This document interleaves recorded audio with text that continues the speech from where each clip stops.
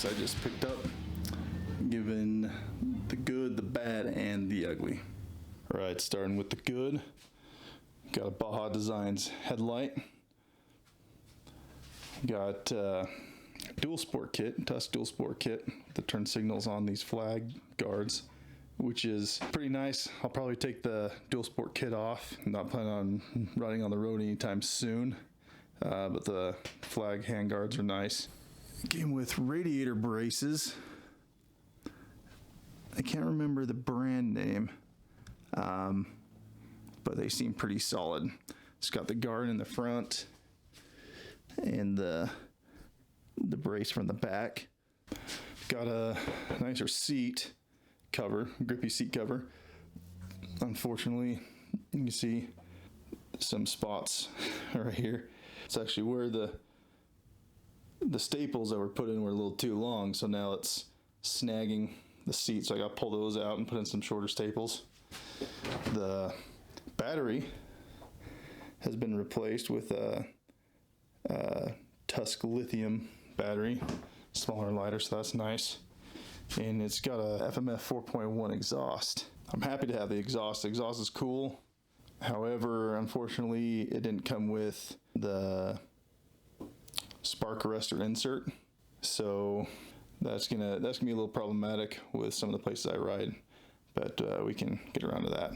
So now I'll go over the bad.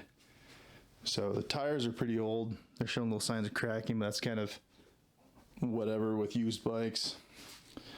Fork seals need to be done. Plastics are gonna have little chunks. I had a graphics kit and I peeled it off and it revealed this nice crack.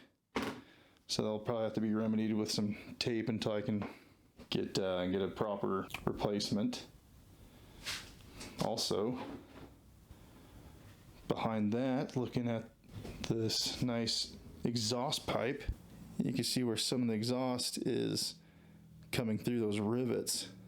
So there's obviously a leak there and you can kind of see it move. So that's kind of obnoxious, but luckily I was able to get the stock pipe with it. So my plan is just to swap this FMF out with the stock one.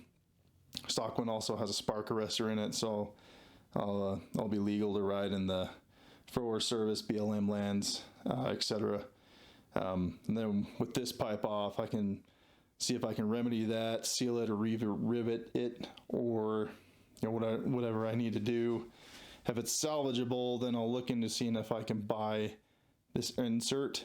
The problem I found is wherever I looked, it's the new style that uses that spiral ring that holds it in instead of what's in there. It uses a little Allen head bolt. So anyways, that's one thing I need to iron out. Another thing is these sprockets and chain are due. The countershaft sprocket, the front sprocket's definitely getting long in the teeth, so we need to get those swapped out.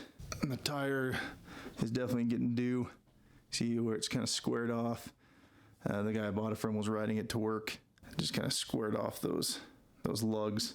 I can ride it for a little while until I can get some new treads on there. Now, I think all we have left is the ugly. So for the ugly,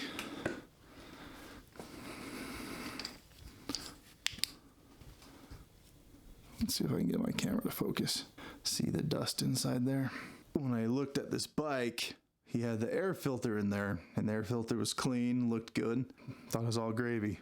However, when I got it home, I took off the seat and got poking around. I noticed that the air filter just kind of collapsed. And as I put my hand in there all the way, I could move the air filter all the way to the side. It didn't have the cage in it. So this piece right here, it didn't have this.